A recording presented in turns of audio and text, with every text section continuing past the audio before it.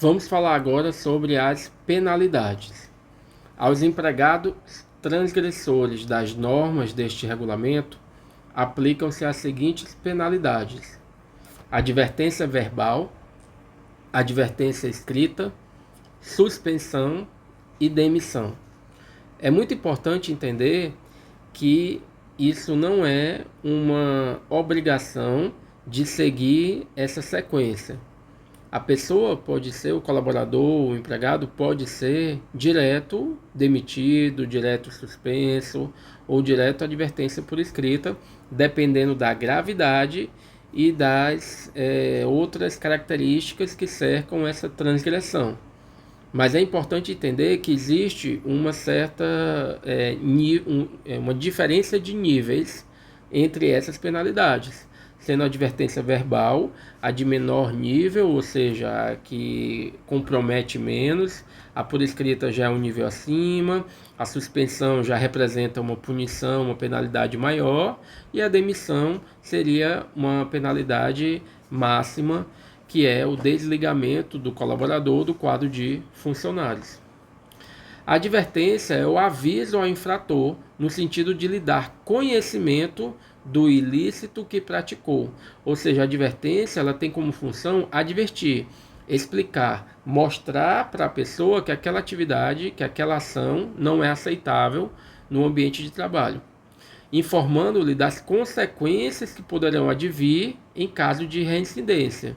Então, a advertência ela é uma penalidade, mas o principal objetivo dela é educar, é evitar que a pessoa incorra novamente nesse erro e que ela precise de uma punição mais grave.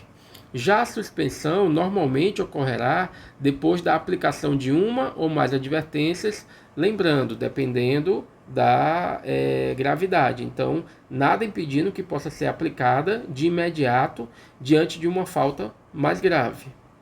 As penalidades serão aplicadas segundo a gravidade da infração pelo Departamento de Recursos Humanos nos termos da legislação em vigor. Outra coisa também importante destacar é que a gravidade daquela infração ela pode ser aumentada de acordo com alguma situação específica que tenha ocorrido. Então, em algum contexto, poderia ser considerada apenas uma advertência a penalidade devida a uma infração. Mas, dentro de um contexto, gerou-se uma situação em que aquela penalidade acaba sendo, aquela infração acaba sendo mais grave, e aí pode-se aplicar uma penalidade mais grave de acordo com o peso daquele momento específico. Mas, resumindo, tudo isso é avaliado pelo líder e pelo acompanhamento do recurso humano e da diretoria, dependendo do caso, para aplicar uma penalidade mais grave ou menos grave, dependendo de cada situação. Não é permitido solicitar aos entregadores ou a qualquer outro colaborador, no horário de trabalho, a compra de lanches. Então, muitas vezes, acaba-se tendo a impressão errada de que a pessoa está na rua, então aproveita e faz tal coisa. Então, essa situação não pode acontecer. Não é permitido também solicitar a qualquer colaborador que no horário do seu expediente saia para fazer qualquer atividade que não seja relacionada às tarefas da empresa. Não é permitido ausentar-se do setor sem autorização do seu líder, do seu encarregado, da pessoa que é responsável pelo seu trabalho. Não é permitido ausentar-se da loja sem uma autorização do seu superior.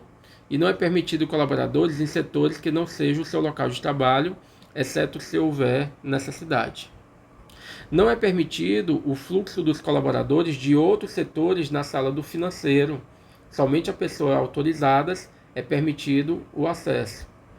Também não é permitido o fluxo de colaboradores de outros setores na sala do CPD e administração, pois o mesmo é um local onde exige máxima atenção e concentração. Somente pessoas que trabalham diretamente com esse setor é permitido o acesso para não atrapalhar a concentração das pessoas que trabalham naquele setor. E no caso do financeiro, como é o setor onde circula dinheiro, né, principalmente a questão da tesouraria, Então, por uma questão de segurança, é importante não ter fluxo de pessoas. Não é permitida a entrada de bolsas, sacolas e objetos pessoais dos colaboradores na loja. Os mesmos devem ficar armazenados nos armários disponibilizados pela empresa. E o horário de lanche, de 15 minutos, ou o horário que for estipulado, deve ser respeitado por todos os colaboradores, sob pena de estar atrapalhando o andamento da escala de horário de intervalo, de estar atrapalhando o colega, fazendo com que ele fique mais tempo do que o necessário, sem se alimentar, ou sem descansar, sem fazer a sua pausa. E também atrapalha o andamento das atividades da empresa. Não é permitido conversas paralelas nos estoques entre os colaboradores, não é local de reunião, não é local de conversa. Os colaboradores que apresentarem faltas injustificadas, excesso de atestados, atrasos e ou punições, não participarão de premiações, bonificações e ou gratificações por resultados oferecidos pela empresa no mês em referência. Ou seja, quem tem muitas faltas injustificadas, excesso de atestados, atrasos e punições, não vai participar, por exemplo, do recebimento da meta.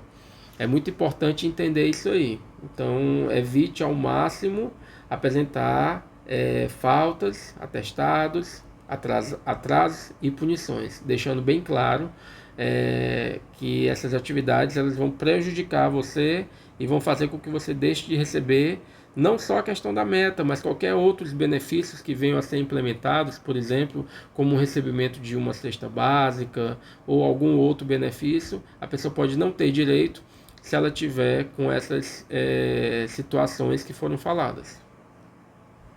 E assim nós terminamos a nossa aula que fala sobre as penalidades e como é a implantação, como é que é informado, como é que é aplicado, como é que é a aplicação das penalidades no trabalho.